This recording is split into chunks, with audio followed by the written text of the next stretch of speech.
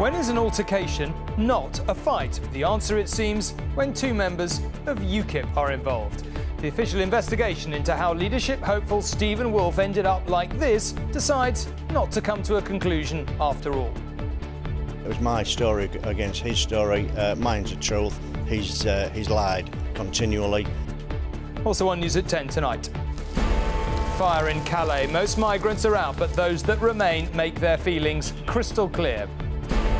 Neil Connery finds evidence British weapons may have been used to illegally bomb civilians in Yemen. Is it time to boycott the Saudis? And a room with a view. The new Trump hotel is only a stone's throw from the White House. Is this as close as he is going to get?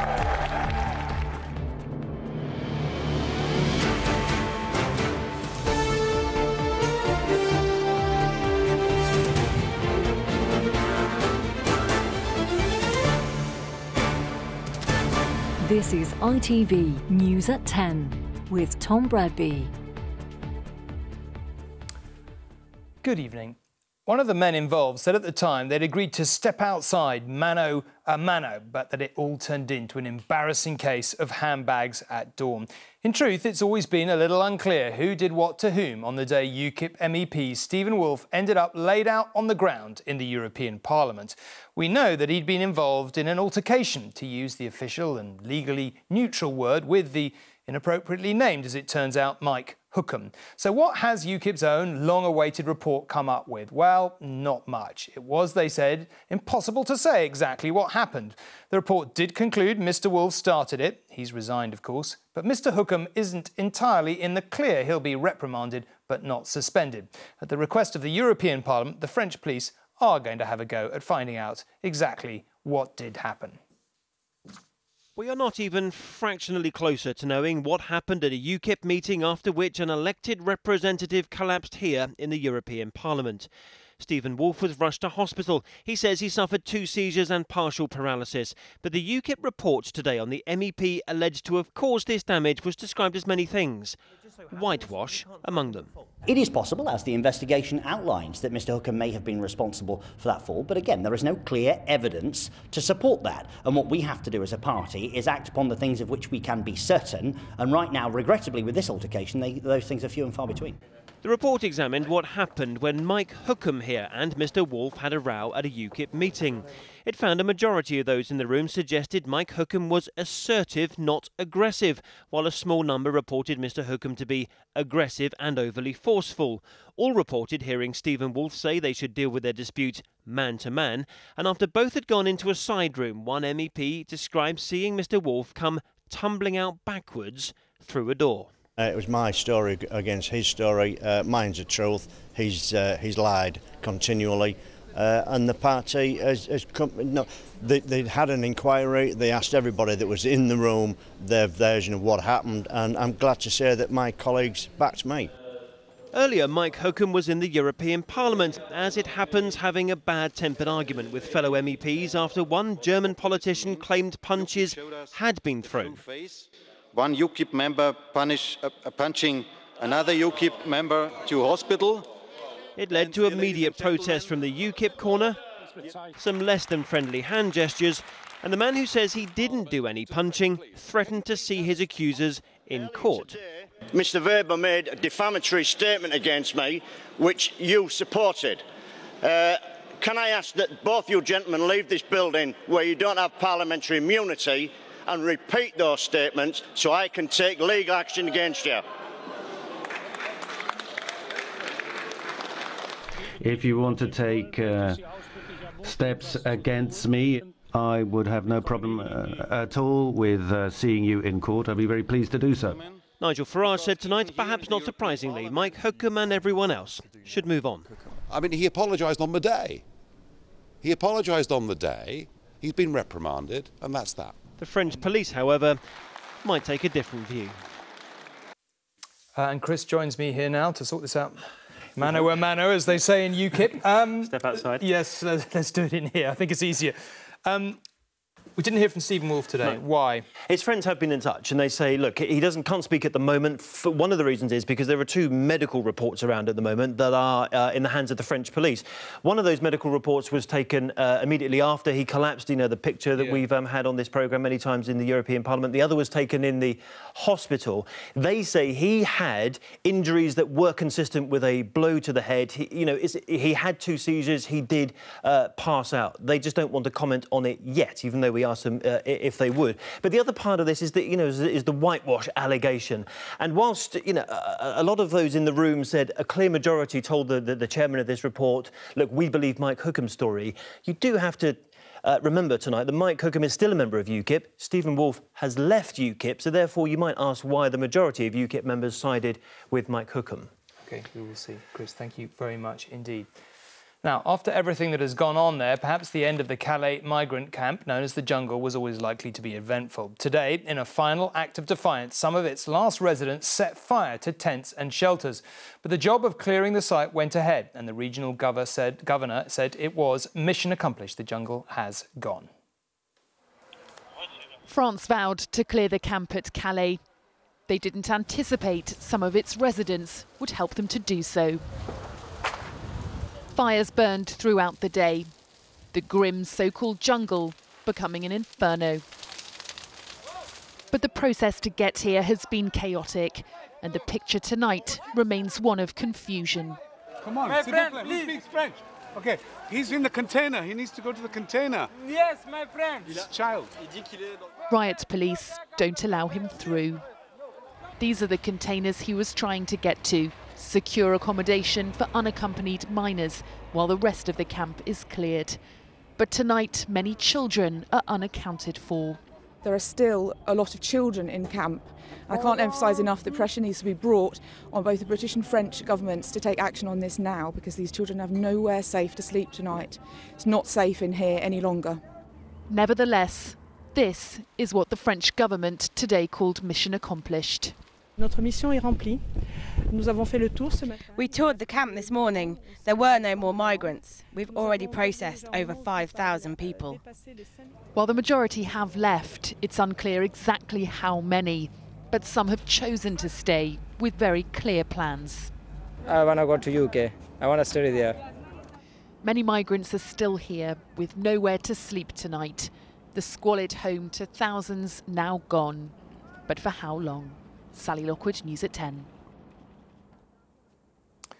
Human rights groups have been arguing for months that the time has come to stop selling weapons to Saudi Arabia, amid claims that a lot of our legal and possibly some illegal weapons have been used against civilians in Yemen.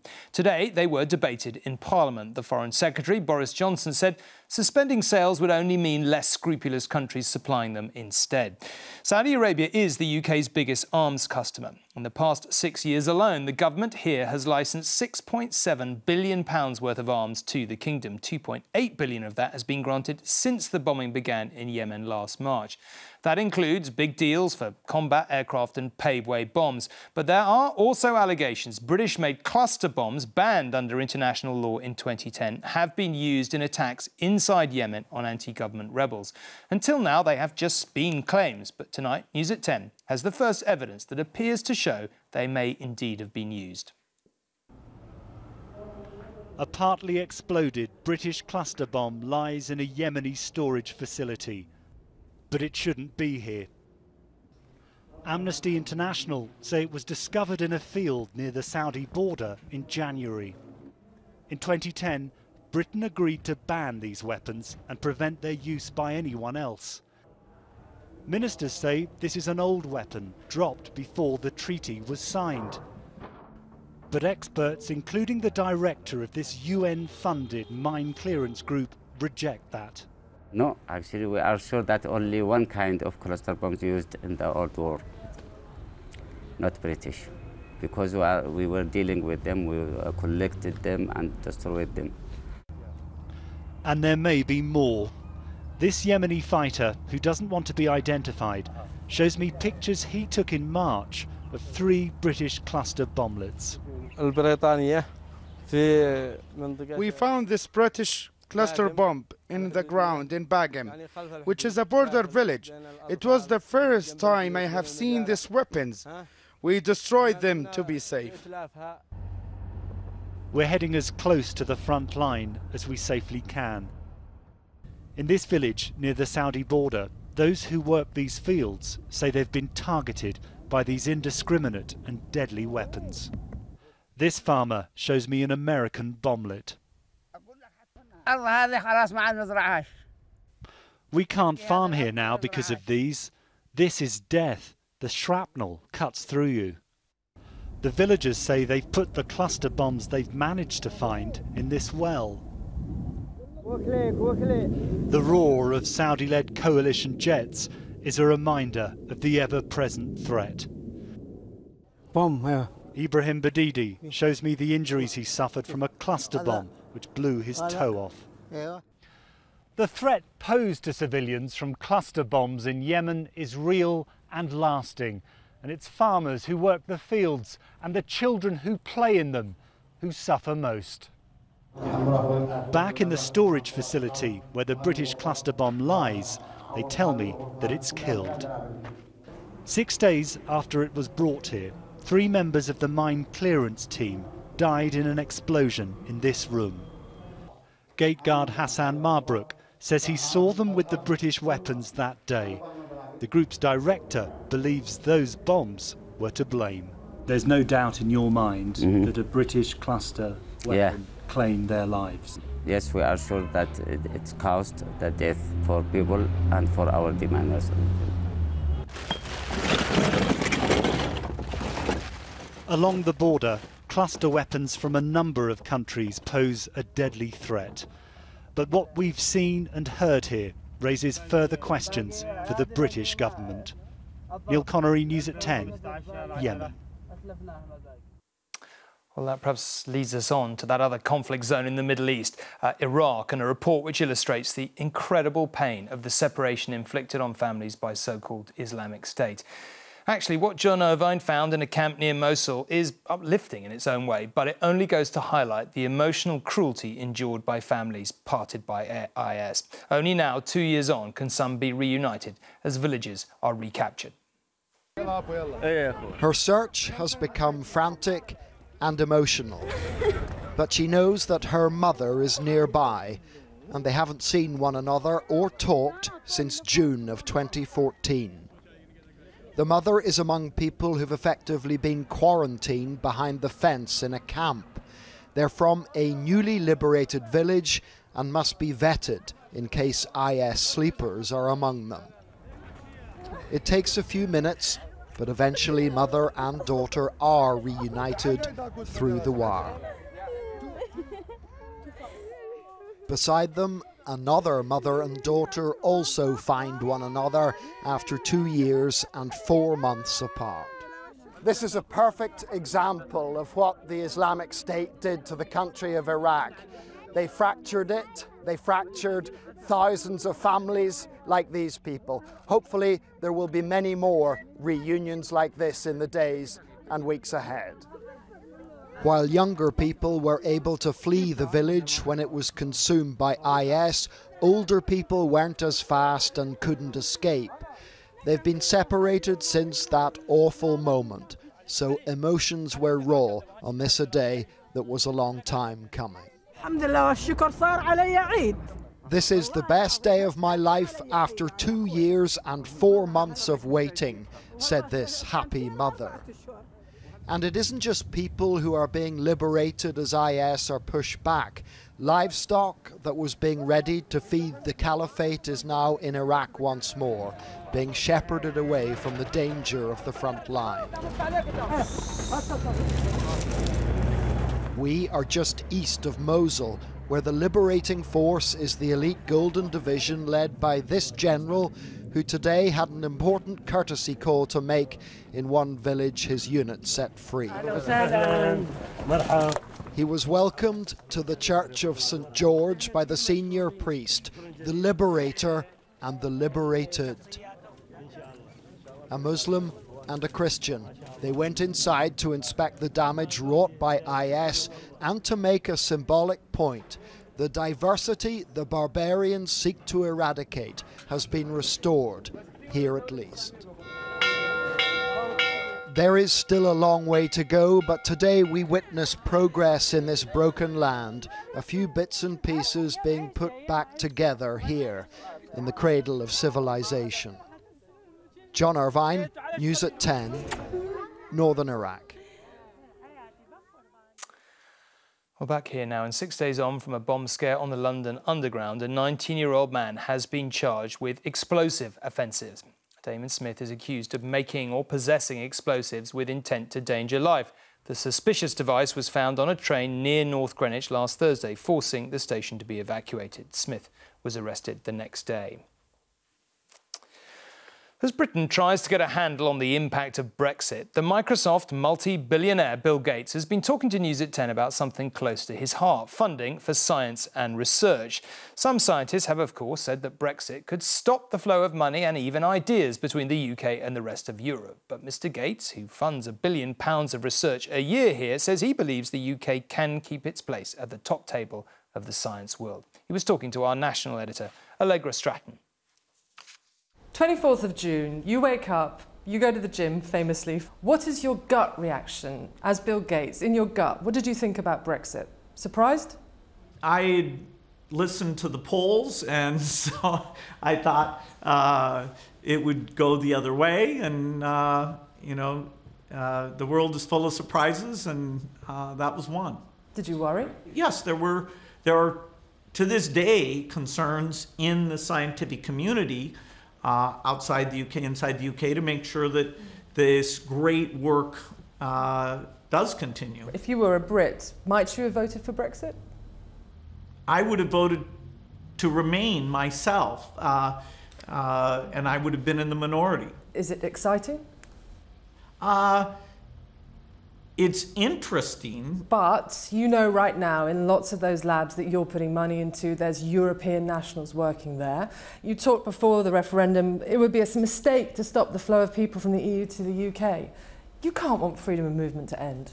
The particular freedom of movement that I see is the scientists able to move around and collaborate with each other. The money goes where the great scientists are, and even if there's some uncertainty, will there be free movement of the scientists and things like that, the quality will triumph, and the UK will continue to be a place of big science. You've been in to see the Chancellor this morning, prying on a private meeting, but did he give you the assurances you need? And they've done a lot of good things. They've guaranteed that the European funds are going to be taken care of. And so did he reassure you? Well, he can't reassure you. Well, he can't say all the specifics, but the idea that this is a priority, that they care about this, they want these collaborations to continue to go well, in a very general sense, yes, I don't have any concern about that. I do not believe that Brexit is in the same bracket as Donald Trump, but to the extent that it is, do you understand why they are angry? There are some voters in lots of countries, I think throughout Europe and the US, who are questioning, have we gone too far too fast? How do we need to tune these policies? And understanding, okay, what's created that unease? Do you understand why millions will vote for Trump in the fortnight?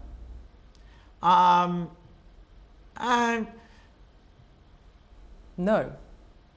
Well, it'll be easier to discuss after November 8th. Oh, Bill Gates talking to Allegra Stratton there. One of his most prestigious scientific projects is finding a way, of course, to rid the world of malaria, which kills hundreds of thousands of people still every year, most of them young children. And the groundbreaking research to achieve that, paid for by the Gates Foundation, is being carried out here in Britain. Mosquitoes have proved to be a formidable enemy for humans. Despite decades of effort to stop them, they're still spreading disease and suffering. But now, at a lab in London, a radical new way to beat them. In our view, this is transformative because you only need a relatively low number of mosquitoes to have a drastic impact. Researchers at Imperial College London, funded by the Gates Foundation, are altering the DNA of mosquitoes to prevent the spread of the malaria parasite. Using sophisticated gene editing techniques, scientists precisely insert a modified gene into the DNA of mosquito larvae. The modified genes interfere with the production of eggs in females, so that when they mate with wild mosquitoes, they produce sterile offspring, causing the mosquito population in the wild to crash. This box of mosquitoes could be the answer to that perennial problem of how to stop the spread of malaria. Release some of these into the wild and you could wipe out a local population of malaria-causing mosquitoes in just a few years. That's because the genetic modification is passed down from one generation of mosquitoes to the next. The key trick that we're using is to get these genetic modifications that we put into the mosquito to spread rapidly into a population. It's a long-lasting solution that's effective and cheap. It'll take at least a decade before these mosquitoes are released into the wild. But another technique is being trialled already. The Gates Foundation today announced the start of a multi-million-pound field trial in Colombia and Brazil to release mosquitoes that have been immunized against spreading dengue and Zika viruses using a bacterium called Wolbachia. Wolbachia can spread into the wild mosquito population, prevents viruses from growing in the mosquitoes.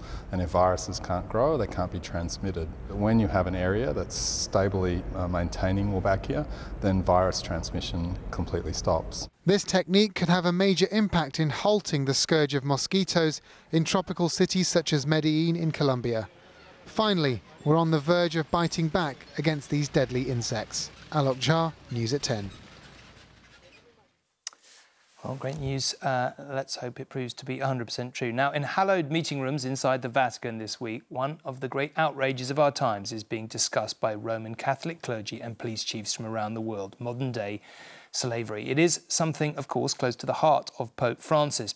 The worldwide migrant crisis has helped foster a big increase in human trafficking. A year ago, Julie visited Edo State in the south of Nigeria, where traffickers exploit chronic poverty to send women to Europe. It is from this region, one of the poorest in Nigeria, that the majority of women who are trafficked to Europe are from. They're taken to Libya and then over the Med to Italy. In the first 6 months of this year alone, at least 3,600 Nigerian women arrived in Italy by boat. The UN estimates 80% of them, that's close to 3,000, were brought by traffickers. A street corner in Turin feels a million miles from the heat of Nigeria and with precious little human comfort. A short drive through this suburb and the roads are dotted with dozens of sex workers. Among them, women who will have paid to come here dreaming of a better life and decent job, tricked by traffickers to make the perilous 2,500-mile journey. Like these women who survived, but only just. They were forced into prostitution before they even got to Italy, in Libya. They all talked of rapes, beatings, and being utterly deprived of any humanity. I have no choice. He beat you? Yes, he beat me. I have no choice. He said, yeah, you don't have mother, you don't have father. I can kill you and throw you away. Nobody will ask her, and it's true. I have no choice. When two of them became pregnant, they lost their earning potential, so their traffickers got rid of them by forcing them onto boats to Italy, where they would inevitably face further exploitation. It's dangerous one, and you can get infected with different kind of sickness. You can die in the process, and it's not a good thing to sell out your body because your body is a dignity as a woman. But safety came for them at the hands of this perhaps unlikely couple. Princess Inyang Okokun was herself trafficked here via London from Nigeria nearly 20 years ago. Alberto, now her husband, was once a paying client. The pair now provide shelter and support for dozens of women they rescue and were invited to address the Vatican conference today about the scale of the challenge. Tell me how bad a problem it is here now, especially in the last couple of years. We don't have enough shelter homes for these young women, and it's bad because the police are not doing their job. The traffickers are still increasing day by day in order to push the girls to Europe. 9,000 Nigerian women, they come from Libya to Italy. No, the number is too big. These three young women have just been rescued by Princess's charity after they arrived by boat in Italy. They wanted you to go into prostitution? Yes, in Libya. They are hidden from camera for fear their traffickers might find them. They said they are going to give me a job. I'm going to go to school. But there was no job? No job. And no school? No school. What did they expect you to do? And a prostitution. And did you have to do it? I don't. I have to do it because I have to pay the person. I was like a prisoner. But on the streets of Turin tonight, there will be women who didn't get away in time. They'll be waiting to escape a life which is no life, held by the invisible chains of their slave masters. And on the shores of Italy, still the boats come. Julie Etchingham, News at 10, Turin. This is a cause, of course, close to our Prime Minister's heart, and our Home Secretary Amber Rudd will be making a speech at the conference tomorrow. Julie will be talking to her for tomorrow night's programme. Football now, and if there was a good match for Manchester United manager Jose Mourinho to end a series of bad results, a derby win is not a bad one to choose. His side managed to beat Manchester City to move into the quarter-finals of the EFL Cup. They won 1-0 thanks to that goal from Juan Mata. But at West Ham's ground, seats were thrown and violence broke out towards the end of their EFL Cup match against Chelsea. Stewards struggled to keep rival fans apart. West Ham won in the end 2-1. Finally, 1600 Pennsylvania Avenue is the most famous address in America. We know it as the White House. 1100 Pennsylvania Avenue is somewhat less famous, but it could be the closest Donald Trump gets. It used to be Washington's old post office. Now it's a Trump hotel, and the man himself was there today for the grand opening ceremony. You can see how near it is to the Capitol building. The dome is in the distance there. And it is even closer to the White House, just a few hundred yards down the road from the building that Donald Trump hopes will also soon be his. Ivanka Trump and Mr. Donald J. Trump. Was this business or was it politics? Of course, with Donald Trump, it was both. Which other candidate 13 days before a presidential election would be promoting a hotel and not his vision for America? With the notable exception of 1600 Pennsylvania Avenue, this is the most coveted piece of real estate in Washington, D.C., the best location. But Trump used it to boast of an achievement that he says America also needs in how it does business. My theme today is 5 words: under budget and ahead of schedule. That's what we did. Under budget and ahead of schedule. Of course, that is 6 words, but Trump rarely worries about being too precise. It certainly is an impressive new property in his portfolio, and it's tantalizingly close to where he hopes to move to in January of next year. This new hotel is just a couple of blocks away from the White House, raising the question of whether, if Donald Trump becomes president, he might choose to live here, rather than in the more cramped mansion just down the road. But far away in California on Hollywood's Walk of Fame, it was a rather bleaker day for the brand. The Trump star on the pavement was hacked away by an axe-wielding man dressed as a construction worker. The police are now searching for this mysterious vandal. On the campaign trail, Hillary Clinton was appearing to enjoy her 69th birthday. Cheered perhaps by recent polling, she also warned her supporters not to be complacent. While Donald Trump is preoccupied with his family business interests, the political skirmishing is becoming remarkably personal. Vice President Joe Biden and Trump talking of having a fist fight to sort out their grievances. The press always asks me, don't I wish I were debating him? No, I wish we were in high school, I could take him behind the gym. That's what I wish. Did you see where Biden wants to take me to the back of the barn? Me. He wants it. I'd love that. I'd love that. Mr. Tough Guy.